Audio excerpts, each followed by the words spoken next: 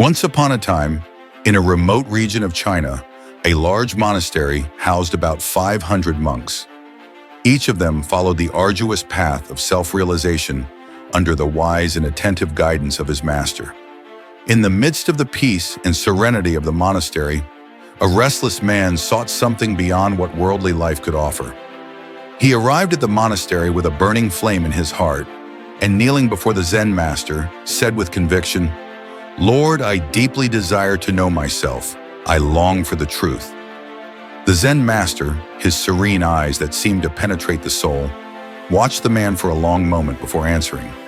"If you really want to know the truth," he said in a tone that reverberated like an echo in the quiet corridors of the monastery, "you will have to put your whole life on the line.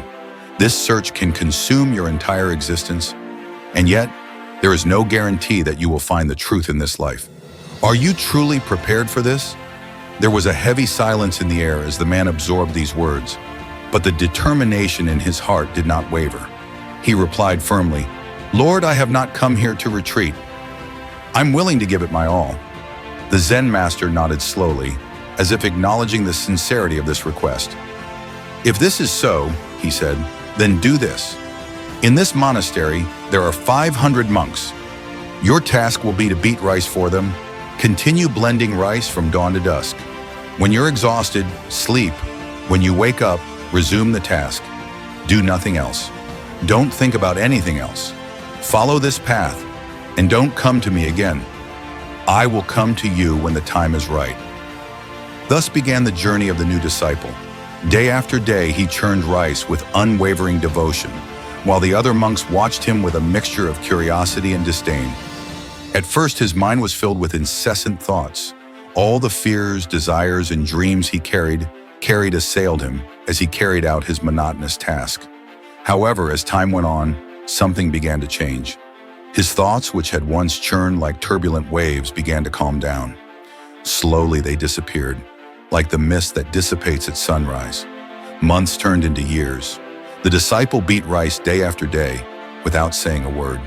His eyes lost their anxiety, and his mind found a state of stillness he had never imagined possible. He did not meditate in the traditional way, nor did he read the sacred scriptures. He was just there, present, beating rice, in silence. In the eyes of the other monks, he seemed insignificant, almost invisible, but inside he was transforming. 12 years passed like a breath. One day the Zen master, already advanced in age, felt that his time was coming to an end. He needed to choose a successor, someone who would lead the monastery after his departure. So he made an announcement to his disciples. "He who has attained self-realization, come to my door tonight and write a few lines that express your experience." The news spread like wildfire. Everyone knew that one of the oldest disciples, a scholar of Buddhist scriptures and highly respected, would be the likely successor. With confidence, he went to the master's door and wrote, "The mind is like a mirror upon which the dust of thoughts and desires accumulates. To wipe away this dust is meditation. When the dust is removed and the mirror of the mind becomes clear, salvation is achieved." When the Zen master read these words the next morning, his face contorted with disappointment. "Who was the fool who wrote this nonsense on my wall?" he asked, his voice charged with disdain. The oldest disciple, although humiliated, remained silent. He knew that what he had written was only superficial knowledge, not lived truth. While this incident became the main topic of discussion in the monastery, two disciples passed by the man who, for 12 years, had been churning rice tirelessly. Listening to their conversation, he laughed softly, a sound that interrupted the decade-long silence. Intrigued, the disciples asked him why he was laughing. "The master was right," he said calmly. "Those words have no value at all." Surprised by his audacity, they asked him if he could write something better. The rice disciple replied that he could not write, but he could recite a few lines if they were willing to write them. The disciples, now curious, agreed. They went to the master's door and wrote down the words of the rice disciple. "The mind is only an illusion. There is no mind, no mirror of the mind. And when the mind does not exist, where can the dust settle? He who knows this has known the truth." The Zen master, upon reading these words, was deeply moved.